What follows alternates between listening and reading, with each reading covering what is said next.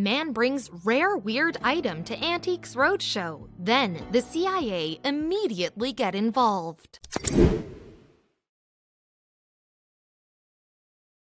Antiques Roadshow is a show full of surprises, but one particular episode crossed the line in terms of shock value. The piece in question didn't appear controversial at first glance, but when the hosts probed the seller about its history, more than a few red flags were raised. With a fishy backstory and ties to a famous creator, the item left the Antiques Roadshow producers at a difficult crossroads. With over 800 episodes and counting, Antiques Roadshow has invited hundreds of normal people to bring in junk from their homes to be appraised and sold. Normally, the process goes smoothly, but then a certain contestant came along that pushed the well-meaning show to the brink. Apparently, producers were waffling about what to do with this segment for some time. Their indecision had something to do with legal issues, and the showrunners had to tread lightly. Originally shot as part of the Best of the Summer compilation show, it wasn't broadcast until that fall. When this unidentified man came on the United Kingdom version of Antiques Roadshow, he brought with him a piece of art that came his way years before. It didn't look too valuable, just a stencil portrait of a rat with a power tool, but something about the work wasn't right. During the broadcast, the man casually admitted that he had stolen the art. He didn't use the word himself, he just said he'd taken it without permission. But that detail was enough to turn things sour. Still, the seller tried to explain himself. "I used to live in Brighton, England in the late 90s, early 2000s, and I was walking along the Brighton seafront when I saw it on a Lido," he explained to art expert Rupert Maas. "It looked loose, I went over, pulled it off, basically." How convenient. It was visibly awkward for the man to move forward after the confession, but Maas asked if the contestant knew the story behind the creator. Was some unknown street artist responsible? Well, the man replied that he already knew what it was. He hinted it resembled the work of a world-famous designer. With the truth divulged, it seemed that his seller knew exactly what he was doing on that fateful day. "I know what it is. I know what year it was. It was around 2004, said the contestant. "I'm basically just trying to get a valuation of it." Even so, the experts wouldn't jump right to the price tag conversation. Maas asserted that proof had to be in the pudding. "I'm not lecturing you, I'm just saying. But without that certificate, it's just very difficult to sell." Clearly, he had doubts about the artist whom this treasure seeker had just name-dropped. That's because the owner claimed it was the product of the most famous street artist in history, Banksy. The anonymous creator has left his evocative work all over the world. His pieces go for millions, so it seemed suspicious that this guy just pried an original right off a building. Assuming it was a genuine illustration, Banksy had already been running exhibitions and selling pieces for a fortune at that point. The seller said it dated back to 2004, a crazy year for Banksy's career. Though he never revealed his true identity, the artist did have ways to weed out frauds trying to latch onto his fame. That was why the Antiques Roadshow judges couldn't yet provide an appraisal. While Banksy pieces could be worth millions, the street artist's team would first have to confirm its authenticity. He calls it pest control, Maas says. Of course, that entire process is easier said than done. Not even experts on the show could confirm whether or not the painting was real. But the contestant learned that Banksy himself issues certificates of authenticity online. Either way, the seller was in a tight spot. If it was a real Banksy, then there was a good chance the work would have to re-enter the public domain. That is, he would have to put it back. If it was some no-name, well, then he was free to keep or sell his not-so-expensive illustration. But that reality didn't daunt him. When questioned about the matter of authenticity, the man responded that he didn't need it.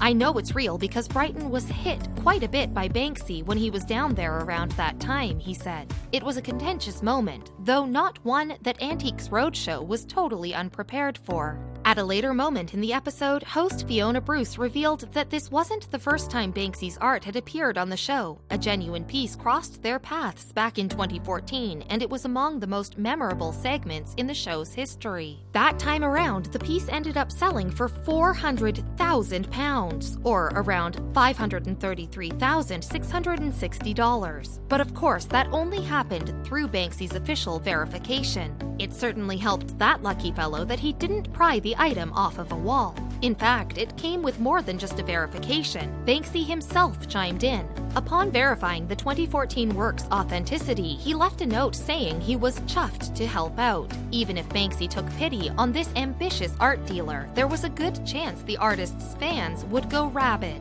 Well, following the segment's debut, the internet went crazy. It seemed like this grifter was trying to make a quick buck off of art that was supposed to belong to everybody. Was it possible that he had committed a crime? Maybe multiple crimes. At least one fan claimed to have contacted the Sussex police force, who responded that they weren't aware of any public art thefts at all, especially not a Banksy. That seemed good enough to save the seller from having to hire a lawyer, but he still wanted an answer to his ultimate question: what was this thing worth? Moss pointed out that the cost was entirely dependent on an official pest control certificate. With it, it might be worth £20,000. Without it, you're nowhere. I'm sorry. Banksy has yet to publicly comment on its legitimacy, leaving the Antiques Roadshow guest in limbo. But that doesn't mean he'll be silent. The artist is known for announcing his opinions in unconventional ways. He's even attacked the art establishment, so the Antiques Roadshow crew was reluctant to push Banksy. On October 5th, 2018, Sotheby's in London was busy preparing for an auction. This itself was nothing remarkable. After all, that was their business. But the auction that day was special. Sotheby's are the experts when it comes to selling priceless works of art. They've been doing it for hundreds of years, but this day was going to be particularly special and the beginning of a new chapter. They were auctioning off a rare piece by Banksy. It was unlike any other sale. This is one artist who probably never expected to find his work being sold off to a wealthy bidder at a private auction house. Since the 1990s, he has made a name for himself with the works that subvert artistic conventions and skewer various aspects of society. Chances are you've seen his work already, even if you don't know it. Almost nobody knows who Banksy is. His real identity is a carefully guarded secret that likely will never come to light. You would think that would be something that would hamper his rising celebrity, but that's not the case. And even though his anonymity prevents him from doing interviews or having a social media presence, it certainly adds to his allure. Countless articles have been written about him, and even a documentary was about his work.